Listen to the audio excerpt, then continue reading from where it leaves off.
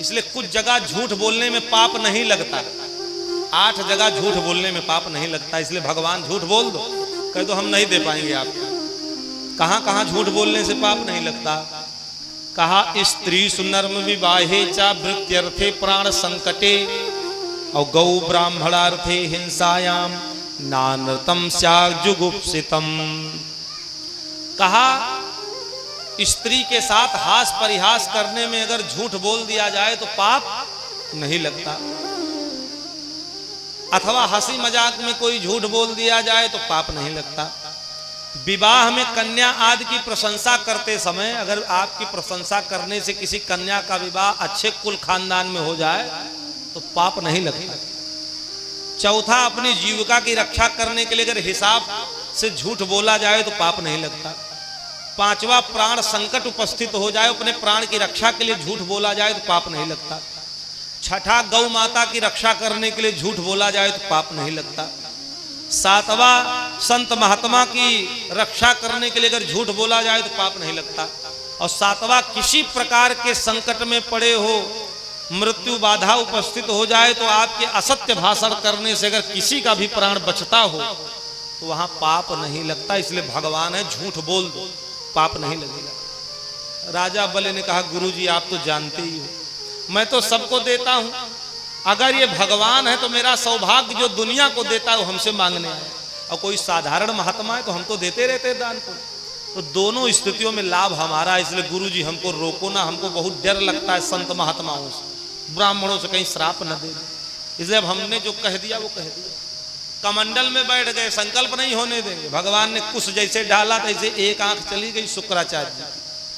क्रोधित हो गए, कहा मूर्ख, गुरु के वचनों की अवहेलना करता है, श्राप देता हूं, जाओ श्रीहीन हो जाओ। संकल्प हो गया, भगवान ने अपने स्वरूप को बढ़ाया, इतना स्वरूप बढ़ाया कि पृथ्वी नापी एक में और दूजे में आकाश, एक पग में पूरी पृथ्वी नाप डाले और दूसरा पग जललोक महरलोक तपलोक होता हुआ ब्रह्मलोक पहुंच गया। ब्रह्मा जी ने अपने कमंडल के जल से भगवान के चरण को धोया और उसी जल को अपने कमंडल में रख लिया। वही कमंडल में जो जल भगवान के चरणों का धुला हुआ जल जो ब्रह्मा जी के कमंडल में था, वही राजा भगीरथ की तपस्या के फल स्वरूप हिमालय से होती हुई गंगा जी का प्राकट्य हुआ। भगवान विष्णु के चरण कमलों से गंगा जी का प्राकट्य हुआ है। इसलिए आरती गाते हैं ना, चरणों से निकली गंगा प्यारी, जिसने सारी दुनिया तारी, उन चरणों में शीश झुकाऊं बाके बिहारी तेरी आरत गा। तो भगवान विष्णु के चरणों से गंगा जी का प्राकट्य हुआ है।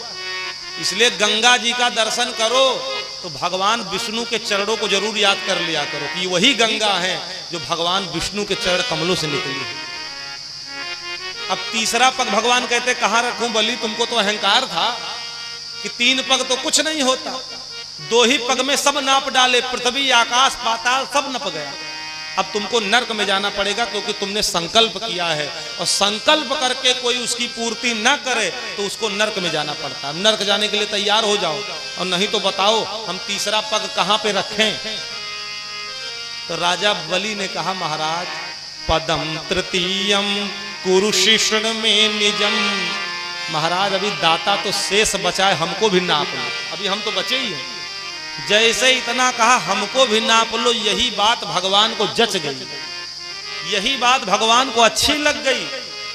भगवान ने कहा राजा बलि बहुत भक्त देखा लेकिन तुम्हारे जैसा नहीं, सर्वस्व चला गया, कोई गम नहीं, उसके बाद भी कह रहे हो कि हमको भी नाप लो, धन्य हो तुम।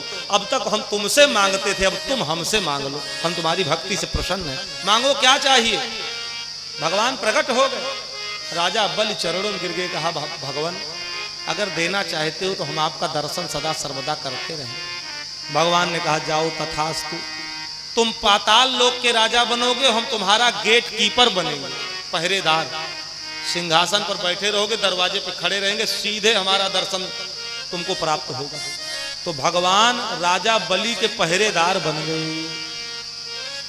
राजा बलि वैसे चाहते थे इंद्रासन, लेकिन इंद्रासन तो किसी और का था, इंद्र का था, तो दूसरे के आसन पर दूसरा कैसे बैठ सकता है।